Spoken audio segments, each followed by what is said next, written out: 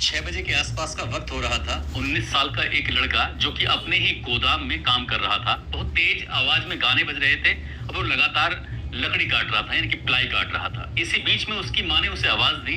पहली आवाज, दूसरी आवाज, तीसरी आवाज, लगातार आवाज पर आवाज लगा रही थी, लेकिन बहुत तेज साउंड था और साथ ही जो लकड़ी काट रहा था उसकी वजह से भी बहुत ज्यादा तेज साउंड था। वो सुन नहीं पा रहा था। आखिरकार पांचवी छठी आवाज माँ की उसकी कानों तक पहुंच जाती है। जैसे माँ की आवाज उसके कानों तक पहुंचती है, वो बहुत जोर से चीखता है, चिल्लाता है। वो कहता है कि मैंने तुमसे कितनी बार मना किया है, जब मैं अपना काम करूं, जब मैं अपने प्रोजेक्ट पर काम करूं, तो तब मुझे तुम रोको मत, टोको मत, लेकिन जब देखो तब तुम बीच में आ जाती हो और मेरा कंसंट्रेशन भंग कर देती हो। इसी हिसाब से 19 साल के उस लड़के ने अपनी माँ की तरफ चिल्लाते हुए ये बातचीत की। माँ ने कहा, बेटा बस मैं तो ये पूछ रही थी, सुबह के 6 बजे हैं और तुम इतनी तेज आवाज में गाने सुन रहे हो, साथ ही ये लकड़ी क्यों काट रहे हो, मेरी तो ये समझ में नहीं आ रहा। वो अपनी माँ को डांटते हुए कहता है कि तुम यहाँ से चली जाओ। माँ यहाँ से चली जाती है, लेकिन माँ को जाते हुए कहता है कि किसी से भी कहना यहाँ ना आए, मुझे अपना काम करने दे। बस 5-6 घंटे बीत जाते हैं। दरअसल उसने 5-6 घंटों में 5 ताबूत तैयार किए थे और 5 ताबूत तैयार करने का सिर्फ एक ही मकसद था कि उन 5 ताबूतों के अंदर एक एक लाश उसके अंदर पैक करे। उसके बाद आगे जो होगा वो देखा जाएगा। लेकिन लगभग 4 महीने बीत जाते हैं। उनमें से एक व्यक्ति निकलकर बाहर आता है, पुलिस स्टेशन जाता है और पूरी कहानी सुनाता है। जब ये कहानी सामने आती है तब पूरे प्रदेश भर में हंगामा खड़ा हो जाता है कि आखिरकार 19 साल के उस लड़के ने ऐसा क्यों किया। आज की इस कहानी के माध्यम से ये जानने की, ये समझने की कोशिश करते हैं कि आखिरकार उस लड़के ने वो कत्ल क्यों किए थे और कत्ल के पीछे की असली वजह क्या थी और कैसे वो पकड़ा जाता है। आज की जो सच्ची घटना मैं आपको सुनाने जा रहा हूँ, ये सच्ची घटना है पश्चिम बंगाल के जिला मालदा की। दरअसल मालदा की ये जिला और सत्र अदालत के न्यायाधीश सुयसु बनर्जी 17 मई 2025 को 23 साल का एक लड़का होता है, जिसका नाम आसिफ मोहम्मद होता है, उसको मृत्यु दंड की सजा सुनाते हुए कहते हैं कि इसको तब तक फांसी के फंदे पर लटका के रखा जाए जब तक इसके प्राण न निकल जाए। बस इतना था, क्योंकि इस बारे में जानने के लिए हर किसी की नजर थी सोशल मीडिया पर टिकी हुई, ये जानने के लिए कि आखिरकार आज अदालत में जज साहब का फैसला क्या आने वाला है। क्योंकि पूरे प्रदेश भर में जब घटना हुई थी तब उस घटना ने पूरे प्रदेश में तहलका मचा दिया था, लोगों को सोचने पर मजबूर कर दिया था। दरअसल इस कहानी के बारे में शुरू से जानने की कोशिश करते हैं। ये तारीख थी 28 फरवरी 2021 की।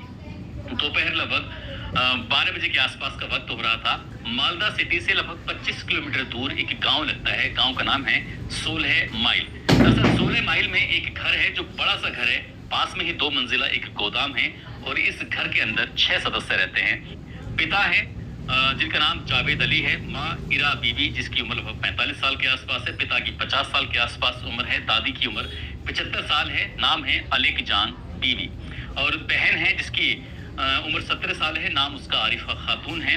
बड़ा भाई नाम उसका आरिफ मोहम्मद और उम्र इसकी 21 साल होती है। छोटा भाई आसिफ जिसकी उम्र 19 साल होती है। दोपहर के 12 बजे के आसपास का वक्त हो रहा था। माँ ने कई बार आवाज लगाई कि खाना तैयार है और ड्राइंग रूम में आ जाओ, और डाइनिंग टेबल पर खाना ये तैयार है। जब माँ ने लगातार आवाज लगाई, आवाज लगाने के बाद आखिरकार पूरे परिवार के सदस्य आ जाते हैं।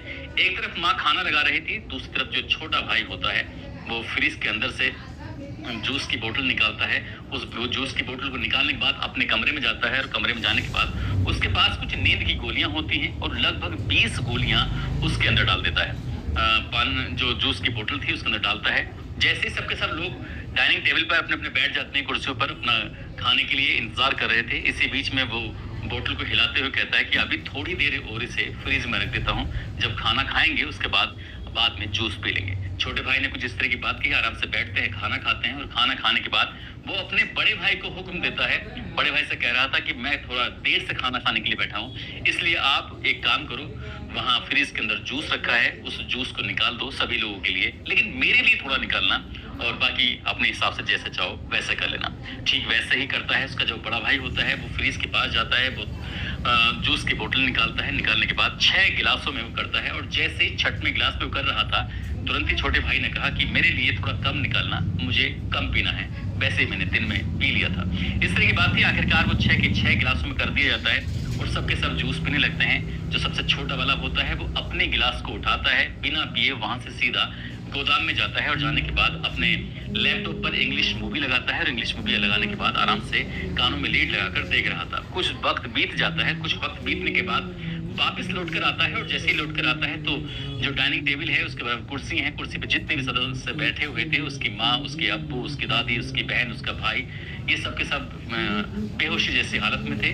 सबके मुंह से झाग निकल रहे थे।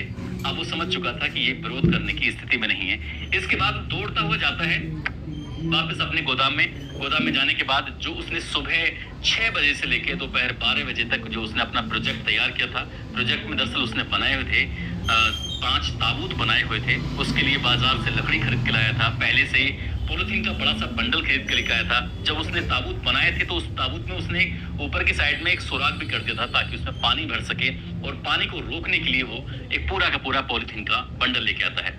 आखिरकार वो उन्हें रख देता है लाइन से लगाने के बाद। फिर यहाँ से दौड़ता हुआ अपने घर की तरफ जाता है और घर जाने के बाद, क्योंकि गोदाम और घर दोनों एक ही उसमें हद में बने हुए हैं, क्योंकि यहाँ से उसे उस दीवार को फांदना नहीं था, दूर नहीं जाना था।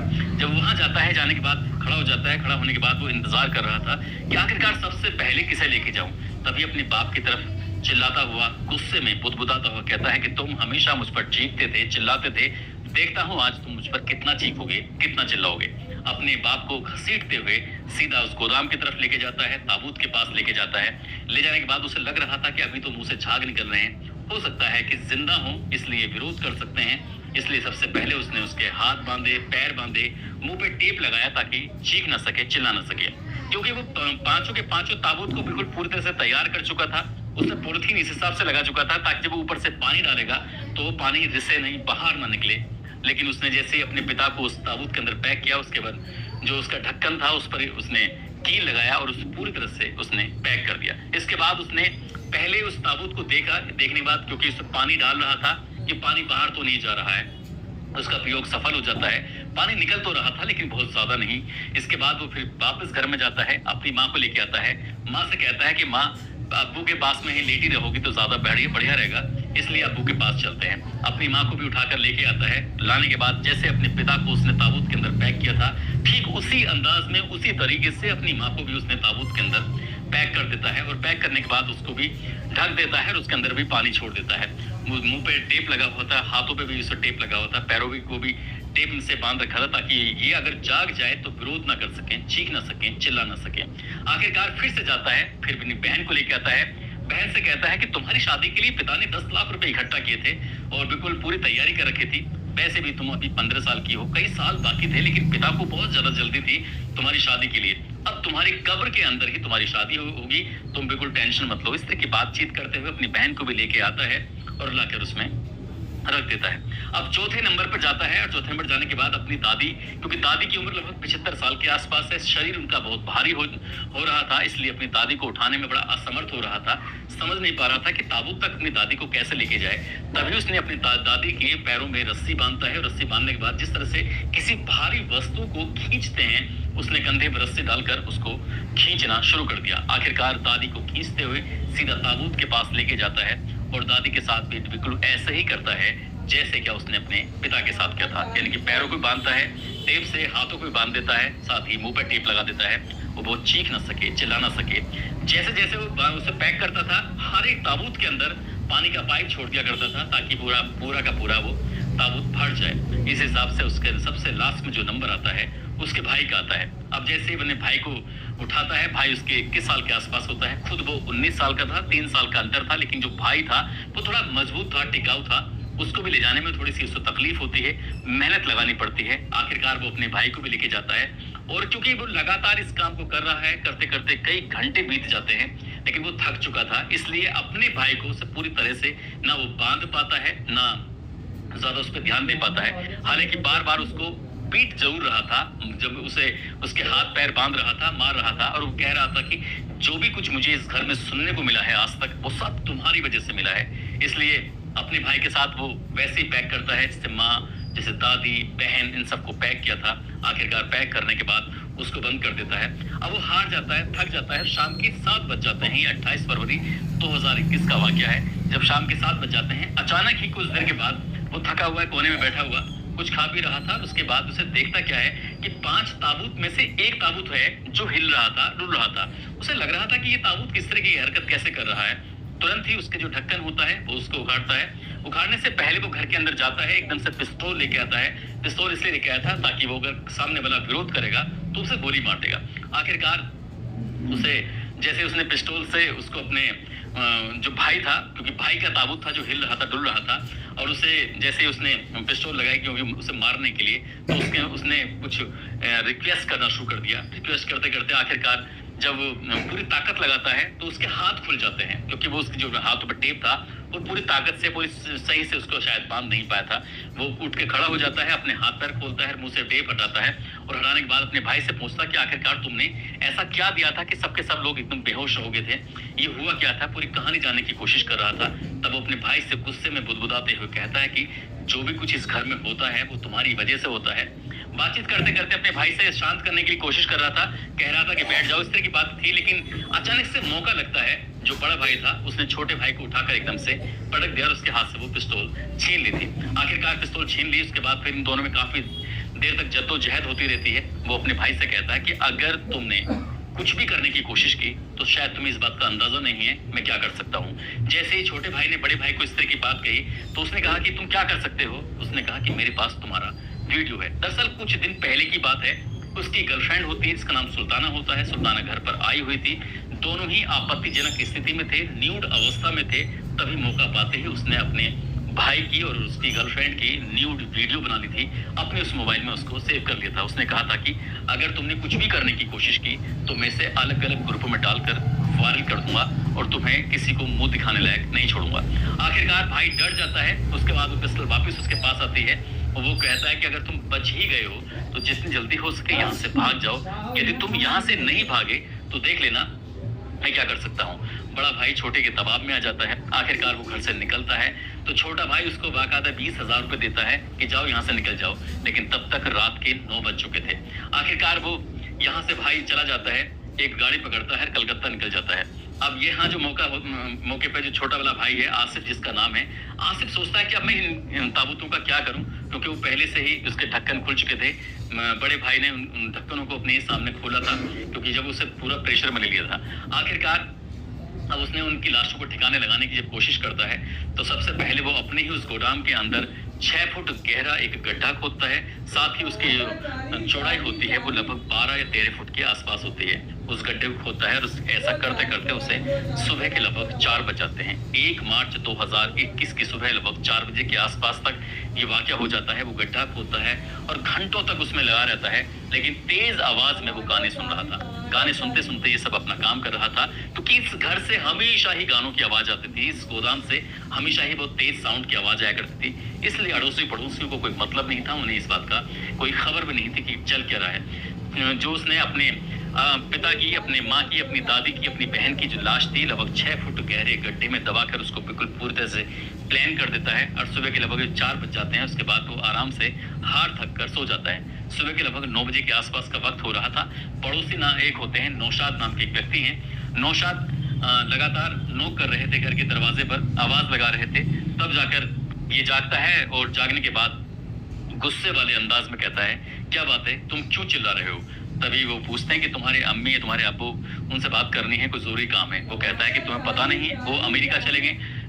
कुछ दिन पहले ही बात है, जो उसकी माँ है, उसकी माँ ने उसके हवाई जहाज के टिकट दिखाए थे पड़ोसी को कि हम बहुत जल्दी अमेरिका जाने वाले हैं। लगभग इस लड़के के अलावा बाकी सभी लोग अमेरिका जाने वाले थे। इसने ये कहकर पड़ोसी से फंद काटा, पीछा छुड़ाया कि मैं 6 महीने के बाद अमेरिका जाऊंगा।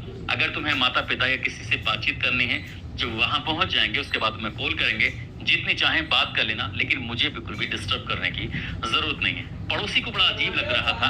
अजीब इसलिए भी नहीं लग रहा था क्योंकि इस लड़के का व्यवहार ही सबके प्रति अजीब ही था। वो अपने आराम से चला जाता है। लेकिन उसका जो भाई है, उसका भाई के पास लगभग 1 हफ्ते के बाद फोन पहुंचता है, यानी कि आरिफ के पास आसिफ का फोन पहुंचता है। वो कहता है कि तुम बिल्कुल शांत रहना, जैसा मैंने कहा था। यदि तुमने कोई चालाकी करने की कोशिश की तो देख लेना, मैं तुम्हारी सारी की सारी वीडियो सोशल मीडिया पर और अलग अलग लोगों को वायरल कर दूंगा। वो डरा हुआ था, सहमा हुआ था, समझ नहीं पा रहा था। आखिरकार धीरे धीरे करके 17 दिन का समय बीत जाता है।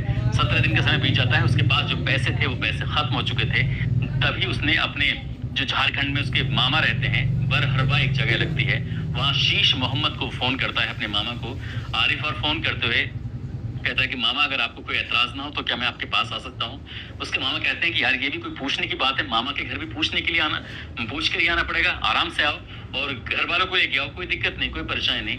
लेकिन आरिफ वहां पहुंच जाता है, पहुंच जरूर जाता है, बिल्कुल शांत रहता था, बुझा हुआ रहता था। 4 दिन बीत जाते हैं, आखिरकार उसके मामा पूछते हैं कि यार तुम्हारे घर में किसी से बातचीत करने की कोशिश करो तो किसी का नंबर नहीं मिल पा रहा है, ना तुम्हारे अब्बू का नंबर मिलता है, ना तुम्हारी अम्मी का नंबर मिलता है, और बाकी नंबर भी नहीं मिल पा रहे हैं, आखिरकार क्या मामला है। वो कहता है कि मुझे कुछ नहीं पता है, बस मैं कुछ नहीं जानता, जब मैं घर गया तो घर बंद था, कुछ इस तरह के वो बहाने कर देता है। आखिरकार जो उसका मामा था, क्योंकि उसकी जिज्ञासा बिल्कुल भी शांत नहीं हो रही थी, आखिरकार छोटे वाले को फोन लगाता है, फोन लगाने के बाद पूछता है अपने अम्मी अब्बू वगैरह से बातचीत कराओ। वो कहते हैं कि वो अमेरिका जा चुके हैं, अब सब लोग जानते हैं, बार बार मुझे क्यों परेशान कर रहे हो। इसलिए छोटे वाले का व्यवहार कुछ अकड़ू टाइप का था, गुस्से में वो रहता था, अपने मामा को भी कुछ इस तरह से झाड़ते हुए डांटते हुए इस तरह से बात करता है कि जब वहां अमेरिका पहुंच जाएंगे आराम से बातचीत करेंगे, जितनी चाहे उतनी बात करना, लेकिन मुझे बिल्कुल भी परेशान मत करना। आखिरकार जब घर वाले यहाँ है नहीं, भाई है नहीं, पूरी की पूरी फैमिली मर चुकी है, वहीं पास में ही एक होटल था कुछ दूरी पर, तो उसे फोन करता है, फोन करके कहता है कि मैं बिल्कुल अकेला रहता हूँ, मेरे अम्मी मेरे अब्बू वगैरह सब यहाँ से अमेरिका जा चुके हैं, इसलिए आप हो सके तो मेरे लिए खाना पहुंचा देना, दोनों वक्त का खाना, और जितने भी पैसे लगे पैसे की बिल्कुल भी टेंशन लेने की जरूरत नहीं है। जब इस तरह की बात कही जाती है तो होटल वाला उसे वक्त पर खाना पहुंचा दिया करता था, सुबह शाम इस तरह से वो खाना लेकर आते थे जाते थे, और धीरे धीरे करके ऐसे ही वक्त आगे बढ़ रहा था, धीरे करके वक्त आगे बढ़ रहा था, लगभग 3.5 महीने का वक्त हो जाता है। इसी बीच में आसिफ अपने मामा शीश मोहम्मद को फोन करता है, झारखंड के बरहरवा एक जगह लगती है, फोन करके कहता है कि मामा जी हमने जब अपना घर बनाया था तो आपसे 2,80,000 रुपए उधार लिए थे, आप आओ अपने पैसे लेकर चले जाओ। जैसे ही लड़के ने ये बात कही उसका मामा खुश हो जाता है, उसने कहा कि ठीक है अगर पैसे मिल रहे हैं तो इसमें बुराई क्या है। लेकिन 3-4 दिन के बाद जाता है, जब 3-4 दिन के बाद जाता है, दरवाजे को नॉक करता है, दरवाजे को नॉक करने के बाद उसमें आवाज लगाता है, पूछा जाता है कौन, वो कहता है कि मैं शीश मोहम्मद तुम्हारा मामू आ गया हूँ। जब मामू के बारे में बात की जाती है, उसने कहा कि मैंने तुमसे कहा था पैसे लेने के लिए आ जाओ, जिस दिन मैंने कहा था आप उस दिन क्यों नहीं आए, यानी कि अब 3-4 दिन के बाद आए हो, इस तरह की अब पैसे नहीं मिलेंगे, अब यहाँ से जाइए, इस तरह की बात वो कहते हैं कि यार मैं तुम्हारा मामा लगता हूँ, तुम मुझसे ऐसे कैसे बातें कर सकते हो, मैंने पहले फोन किया था तब भी तुमने मुझसे इसी तरह से बातचीत की थी। वो कहता है कि मैंने तुमसे कहा कि यहाँ से चले जाओ, जिस दिन मैं अगली बार फोन करूंगा उस दिन पैसे लेने के लिए आ जाना, जानते नहीं हो मैं कितना खतरनाक आदमी हूँ, मैं क्या कर सकता हूँ। जब इस तरह की बात थी, मामा को वाकई उस दिन बहुत ज्यादा अजीब लगा था, क्योंकि उसने उससे पहले कभी इस तरह की धमकी नहीं दी थी, इस तरह की बात नहीं की थी। यहाँ से निकलता है, सामने पड़ोसी था नौशाद, उसने सुन लिया, क्योंकि उसके लिए मामा के लिए दरवाजा नहीं खुला था और पड़ोसी नौशाद के लिए भी दरवाजा नहीं खुला था। आखिरकार पड़ोसी से बातचीत करता है और पड़ोसी कहता है कि मैं भी देख रहा हूँ ये अक्सर घर में ही रहता है, किसी से बातचीत नहीं करता, एकदम बुझा बुझा सा रहता है, आप देख लीजिए क्या करना है। अब यहाँ से वो चला जाता है, वो सीधा अपने घर पहुंचता है और घर जाने के बाद बड़े वाले भांजे यानी कि आरिफ से पूछता है कि आरिफ मुझे सच सच बताओ तुम्हारे अम्मी तुम्हारे अब्बू कहाँ पर हैं, 3.5 महीने से ज्यादा का वक्त हो चुका है और उनसे ना कोई बातचीत हो पा रही है, उनके नंबर भी बंद आ रहे हैं, आखिरकार पूरा मामला क्या है। जब कुछ देर तक आखिरकार आरिफ से पूछा जाता है तो आरिफ टूट जाता है, वो कहता है कि 28 फरवरी 2021 की बात है कि अम्मी अब्बू बहन और दादी का उसने कत्ल कर दिया था, मैंने अपनी आंखों से ताबूत के अंदर उनकी लाशें देखी थी। जब इस तरह की बातें थी तो उसका मामा भी सहम जाता है, सीधा वो पहुंच जाते हैं, एक थाना लगता है कालिया चक, वहां जाते हैं। वहां जाने के बाद SHO से बातचीत करते हैं, कहते हैं कि कुछ इस तरह की बात है, हमें क्या करना चाहिए क्या नहीं। और वो तारीख थी 19 जून 2021 की रात लगभग 8 बजे के आसपास। पुलिस ने पूरी कहानी जानी, उसके बाद FIR वगैरह ये दर्ज कर लेते हैं और FIR दर्ज करने के बाद उस घर को, जिस घर में 16 माइन जो गांव है, उस घर में जाते हैं, उसे चारों तरफ से घेर लेते हैं और घेरने के बाद आवाज लगाते हैं कि तुम बाहर निकल के आओ, नहीं तो फिर हम दरवाजा तोड़कर अंदर आ जाएंगे। लड़के ने दरवाजा खोला नहीं, इसलिए दरवाजा तोड़ा जाता है। पुलिस जब अंदर जाती है, अंदर जाने के बाद उससे पूछा जाता है कि तुम्हारे घर वाले कहाँ हैं, उनके बारे में जो भी है सच सच बताओ। तो वो शुरुआत में तो वो जैसे हर मुलजिम हर अपराधी इस तरह की बातें करता है, तो शुरुआत में वैसी बातें कर रहा था, लेकिन पुलिस ने जब उससे सख्ती से पूछना शुरू किया है तब वो बताने लगता है कि मैंने उन्हें मारकर दबा दिया है। अब पुलिस वालों ने पूछा कि मारकर तुमने कहाँ दबाया है, तो जो बड़ा सा गोदाम था, उस गोदाम में एक जगह बताता है कि यहाँ पर कई पुलिस वाले लगातार घंटों तक गड्ढा खोदते रहते हैं, मजदूरों की मदद लेते हैं आखिरकार गड्ढा खुद जाता है, लेकिन जितनी गहराई में गड्ढा खुद रहा था कुछ हाथ नहीं लग रहा था। पुलिस वाले थोड़े से परेशान हो जाते हैं कि इतनी देर से मेहनत कर रहे हैं और कुछ भी मिलता नहीं है। तभी फिर से पुलिस उससे सख्ती से पूछताछ करती है और कहती है कि अब की बार अगर तुमने सही जगह नहीं बताई तो देख लेना, हम तुम्हारे हाथ पैर पूरी तरह से तोड़ कर डाल देंगे। आखिरकार उसके पास बचने का कोई चारा नहीं था और उसने बताया कि ये सही गड्ढा है, आप यहाँ पर खोद दीजिए। आखिरकार गड्ढा खोदा जाता है। खोदने के बाद लगभग 6 फुट की गहराई के बाद पता चलता है कि उसमें 4 लाशें थीं। 4 लाशें थीं। उन 4 लाशों को बाहर निकाला जाता है, लेकिन लाशों की हालत बिल्कुल कंकाल का रूप बन चुकी थी, वो बिल्कुल बेकार हो चुकी थी। उनकी जांच पड़ताल के लिए डीएनए सैंपल लिया जाता है, भेजा जाता है। डीएनए सैंपल के माध्यम से आखिरकार पता चल जाता है कि ये लाशें चारों किसकी हैं। उसकी माँ, उसके अब्बू, उसकी बहन, उसकी दादी की लाशें थीं। इसके बाद पूछा जाता है कि तुमने ये सब क्यों किया। तब उसने बताना शुरू किया कि मेरे घर में मुझे हर चीज के लिए बड़ी जद्दोजहद करनी पड़ती थी। दरअसल उसने जिद करके उसने कहा कि हाई स्कूल के बाद उसने एक कोर्स किया था और कोर्स करने के बाद दरअसल वो रिसर्च करता रहता था और रिसर्च का उसका मकसद ये था कि वो अपने पिता से कहता था, एरोनॉटिक्स एक कंपनी है नासा, यानी कि उसमें उसको एक प्रोजेक्ट मिला है, अगर वो उस प्रोजेक्ट में शामिल होगा तो उसको देखना कि पूरी दुनिया में उसका नाम होगा, लेकिन कुछ पैसे लगेंगे। जब पिता से पैसे मांगे तो उसने पैसे से मना कर दिया, लेकिन उसने जब जिद की कि 23 लाख रुपए हर हाल में चाहिए, आखिरकार उसके पिता को जमीन बेचनी पड़ जाती है और 23 लाख रुपए का इंतजाम कर लिया जाता है। हालांकि वो नासा तो नहीं जा पाया था, लेकिन बाद में उससे पहले भी उसने जो अपने कुछ गैजेट्स वगैरह जैसे कि लैपटॉप है, मोबाइल है या कुछ और चीजें खरीदनी थी, तब वो घर वालों ने दिलवाने से मना कर दिया था, तो गुस्से में घर छोड़कर चला गया था।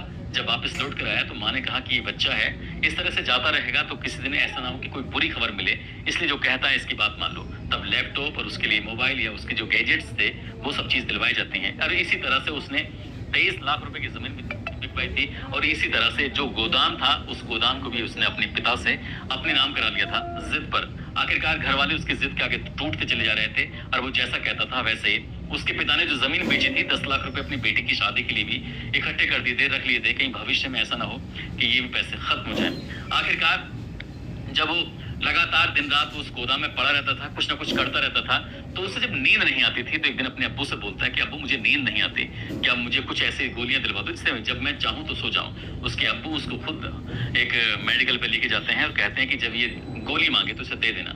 दरअसल वो गोली लेने के लिए आया करता था और एक दिन भारी मात्रा में गोली लेके आ जाता है। जिस दिन 28 फरवरी 2021 को उसने अपने परिवार को बेहोशी की गोलियां दी थी, तो वो गोलियां असल में उसके पिता की मर्जी से पहले ही क्योंकि मिलती रहती थी, उसने उसका इस्तेमाल किया। उसके बाद अपने परिवार का उसने कत्ल कर दिया।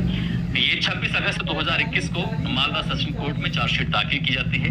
दोनों तरफ के वकील, एक वकील होता है जो इसे बचाने की कोशिश कर रहा था, एक वकील होता है जो इस मामले में बिल्कुल सारे तथ्य जोड़कर वो बता रहे थे कि इसने कितना हीनियस क्राइम किया है। आखिरकार तारीख पर तारीख पड़ती है। उसके बाद फिर 16 मई 2025 को इसको दोषी करार दे दिया जाता है। आसिफ को और दोषी करार देने के बाद ठीक अगले दिन 17 मई 2025 को जो जज साहब होते हैं उसको मृत्यु दंड की सजा सुनाते हैं और कहते हैं कि इसे तब तक फांसी के फंदे पर लटका के रखा जाए जब तक इसके प्राण न निकल जाए।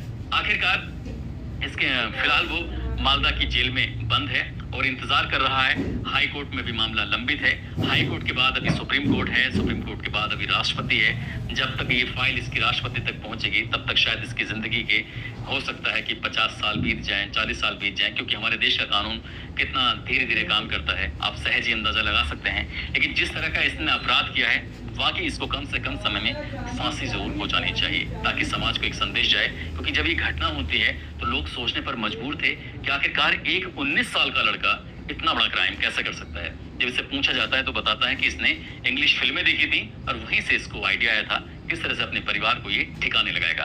दोस्तों, इस पूरे घटनाक्रम को समझने का उद्देश्य किसी को परेशान करना नहीं है, किसी का दिल दुखाना नहीं है, बल्कि आपको जागरूक करना है, आपको सचेत करना है।